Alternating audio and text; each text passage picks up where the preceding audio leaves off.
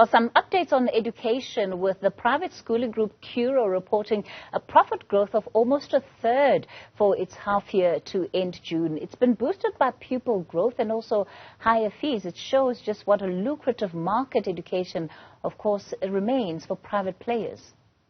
Indeed, the group posted a revenue increase of 15% and a profit rise of 32% in the first 6 months of 2022.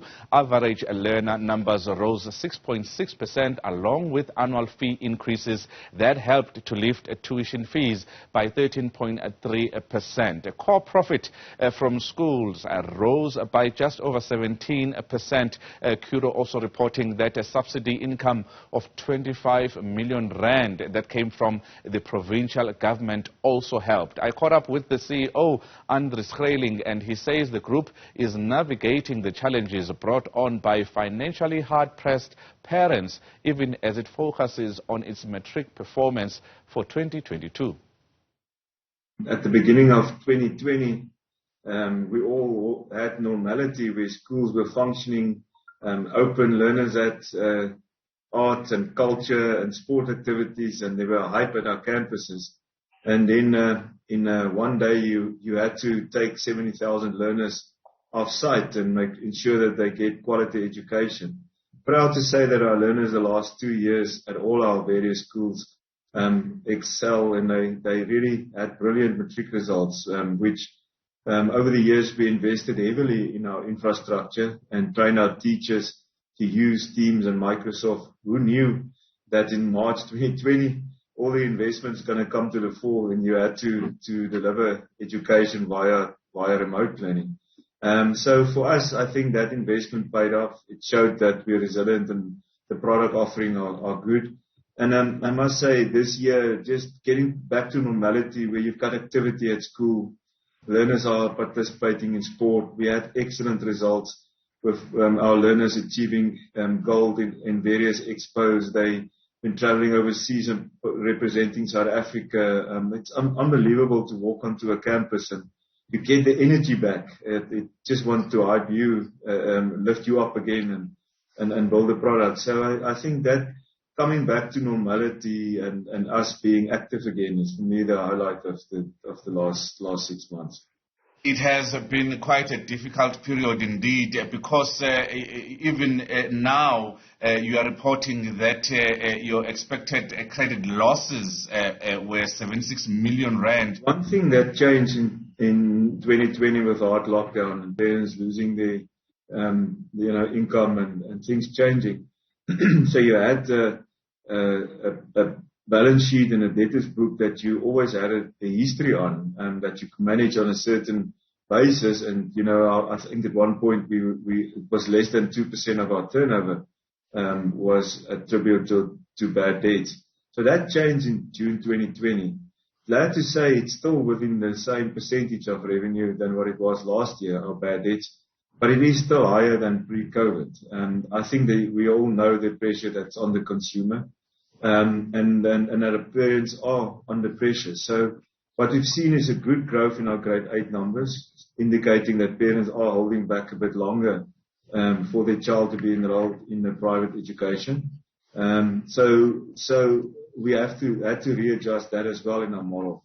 So even though it's still higher, but it's been expected, and I think as the economy turn better, and disposable income increase for our parents, we can manage that back to where it was in pre-COVID levels. When you look at the cost of living currently with petrol prices rising, has it been a sort of even worse or the same as before, even when the numbers look the same? When you talk to the parents, what are they saying right now is their biggest concern? Everybody knows that's a decline in disposable income. I mean, cost of living is just creeping up. For us as a business, our salary base is the biggest expense within us, for us as a company. And to be competitive, you need to obviously give, salary increases that's in line with inflation. So that is a difference on your model that wasn't there before. But it's a worldwide issue. So I think we need to adjust as a business and a company and make sure that you wherever you can save costs to make up for these losses on or higher expenses you do. What we've seen is that parents are still willing to pay for quality education. And I think the offering that CURRO put down over the years, where we got various price points within our offering, parents are, if they're struggling in one area, maybe will go to another school, which we've seen about 4,000 of our learners move amongst our schools the last 6 months, which is quite material, but it's also quite exciting for us because the parents still stay within your stable, showing that they still believe quality education and they will still pay for quality education. Tell us about this once-off subsidy, what it was about, and how it has helped the Meridian subsidy in this period. It's a school that we acquired many years ago, and part of this acquiring the school always received a subsidy from the provincial government, and what it entailed was you've been able to keep the fees lower, and then for that the government then paid you a subsidy. When we took over the business that was denied by the government, we felt it's not based on true facts. We approached them, we won the court case, and then later on we received the subsidy back from the provincial government. I believe we can continue receiving the amount on a yearly basis. It just helps us for that provincial or that school in that province to really be competitive when it comes to a price fee, and it also take away pressure from your parent to pay that higher fee. So we were glad that we did receive it. It was long overdue, but yeah, I mean, we truly glad that we reached consensus with the provincial government and we're able to receive the money.